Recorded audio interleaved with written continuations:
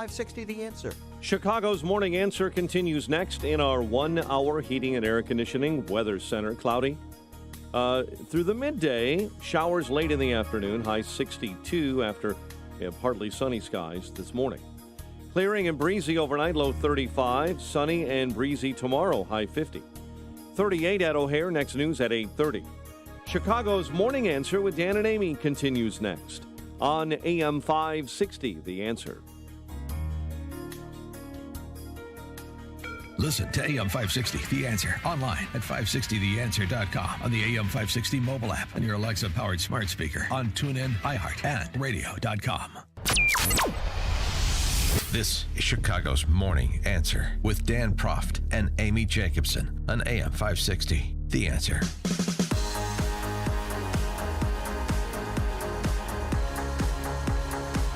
Address on coronavirus outlined what has been done, as well as what he is going to do, what he can do through executive action, what he would like to do with congressional support.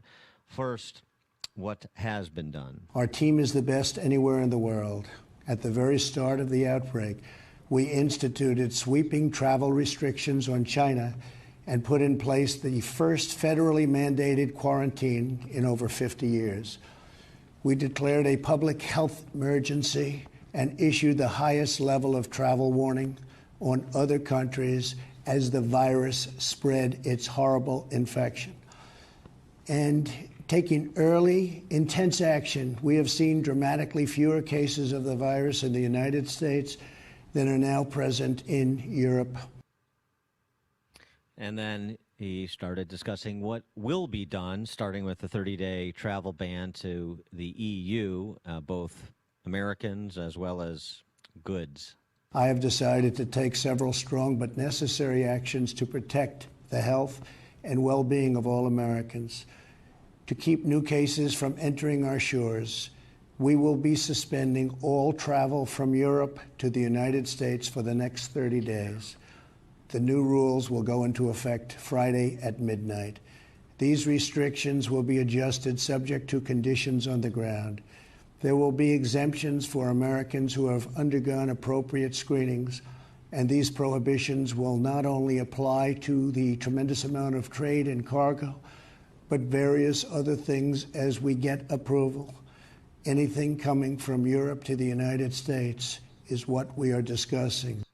He also talked about his meetings with health insurance company executives, announcing that they have agreed to waive co-pays with respect to coronavirus treatments, and then went on to talk about the financial relief that he would like to provide American workers. To ensure that working Americans impacted by the virus can stay home without fear of financial hardship, I will soon be taking emergency action, which is unprecedented, to provide financial relief. This will be targeted for workers who are ill, quarantined, or caring for others due to coronavirus. I will be asking Congress to take legislative action to extend this relief. He also is offering an extension of liquidity to small business owners through the SBA. This is not a financial crisis. This is just a temporary moment of time that we will overcome together as a nation and as a world. However, to provide extra support for American workers, families, and businesses, tonight I am announcing the following additional actions. I am instructing the Small Business Administration to exercise available authority to provide capital and liquidity to firms affected by the coronavirus. Effective immediately, the SBA will begin providing economic loans in affected states and territories. These low-interest loans will help small businesses overcome temporary economic disruptions caused by the virus. To this end, I am asking Congress to increase funding for this program by an additional $50 billion. Using emergency authority, I will be instructing the Treasury Department to defer tax payments without interest or penalties for certain individuals and businesses negatively impacted. This action will provide more than $200 billion of additional liquidity to the economy. Finally, I am calling on Congress to provide Americans with immediate payroll tax relief. And, of course, that was met with a response from the left of, you said the virus was foreign, and that's racist. Racist, yeah. And that the epicenter of it all is Washington, and in particular King County and Seattle. State of Washington, they have 365 people battling the coronavirus. 26 have died. And yesterday, the governor announced a ban on gatherings and events of more than 250 people. The decisions that we're making today and the decisions we probably will be making in the upcoming days are going to be profoundly disturbing to a lot of the ways we live our lives. And they've shut down, for the next 2 weeks. Seattle public schools are shut down, Washington University, a number of schools. And a lot of people are not obeying the self-quarantine. And there's consequences, Dan, if you go outside when you're told to stay indoors. This is an order. If somebody is consciously avoiding it, there are measures to have legal means to stop that from happening. What are the penalties exactly for not abiding by the ban? The penalties are you might be killing your granddad if you don't do it. And I'm serious about this. I don't think you're serious about it, or at least you shouldn't say you're serious when you say such a ridiculous statement. This is now why you helps explain why Jay Inslee's presidential campaign worked out so well. Lasted a hot second, yeah. Just absurd. So irresponsible. By the way, there are also legal remedies to politicians who violate the Constitution and think that they are the rule of law. And that's the perfect segue to our next guest, David Harsanyi, senior writer for National Review, author of the book First Freedom, A Ride Through America's Enduring History with the Gun, From the Revolution to Today. David, thanks for joining us. Appreciate it. Thanks for having me. Jay Inslee, not much of a civil libertarian when a crisis strikes. Right. Yeah, I mean, I wonder, what kind of power government has over people. I went to see what kind of power he's been given by Washington state laws, and it's pretty immense. Essentially, it says, the law says he can do almost anything he wants in times of emergency, but I don't know if that would hold up constitutionally. If, for instance, 250 people wanted to get together and protest his ban, would they be arrested? I mean, or if 250 people wanted to show up at a church and pray, could they not do that? Listen, I want to make sure that people understand that I think you should not get together with 250 people. I just wonder if the government should be sort of laying it out in this way.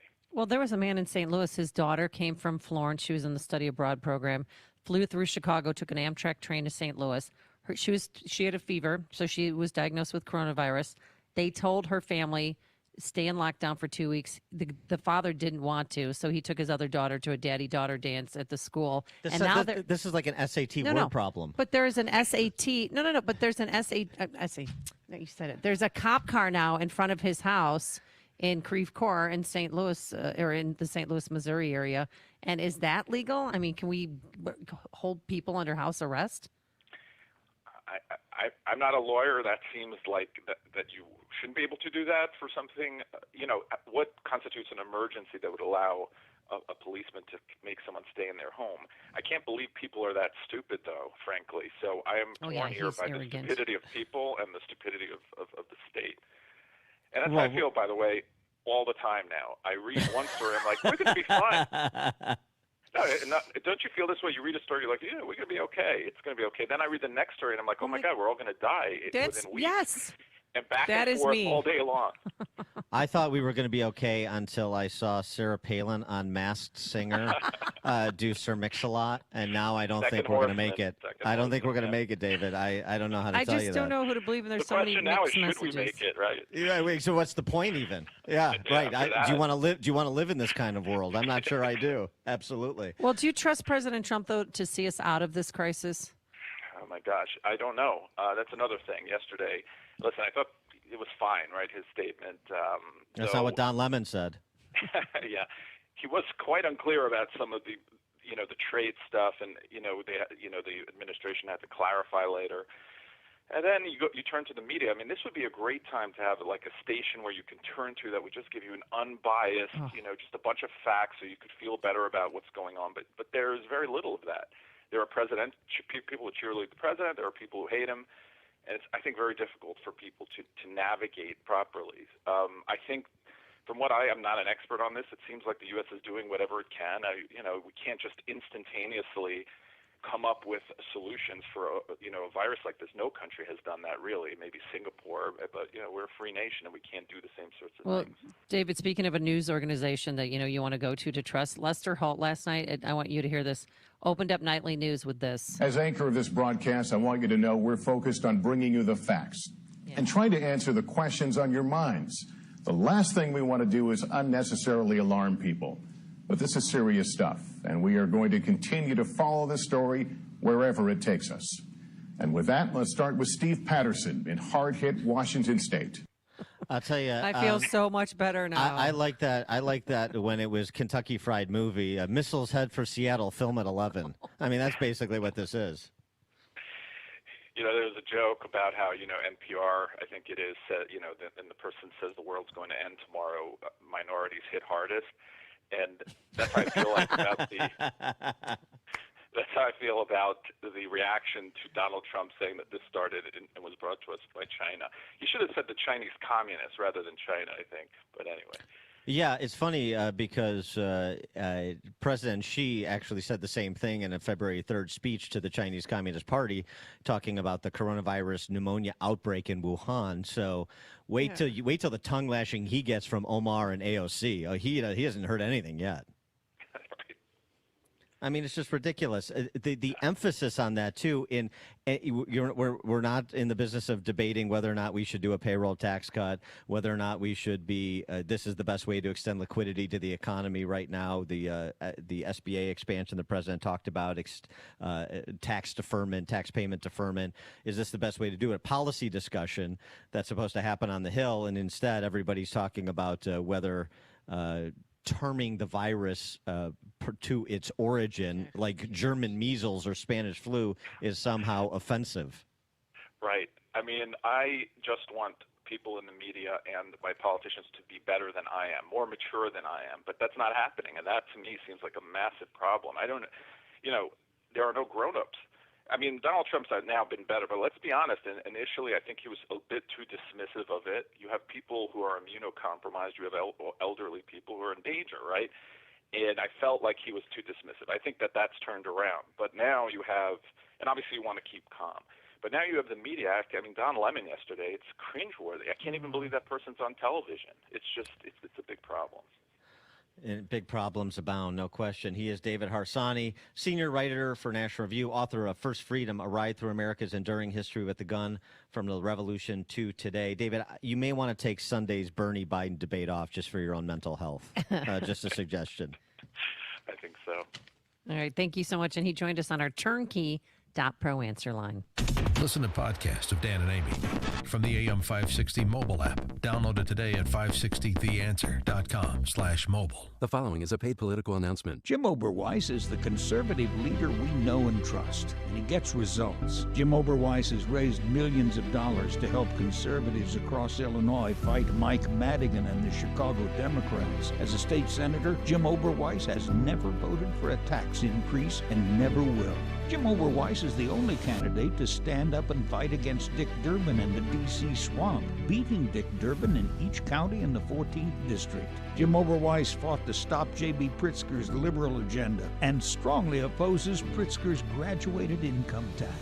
Jim Oberweis is the conservative leader we need to beat Nancy Pelosi and Lauren Underwood. Jim Oberweis stands with President Trump and will vote to fund and build the wall. If you want to support President Trump, stop the liberals, and keep America great, you need to vote for conservative leader Jim Oberweis in the Republican primary on March 17th.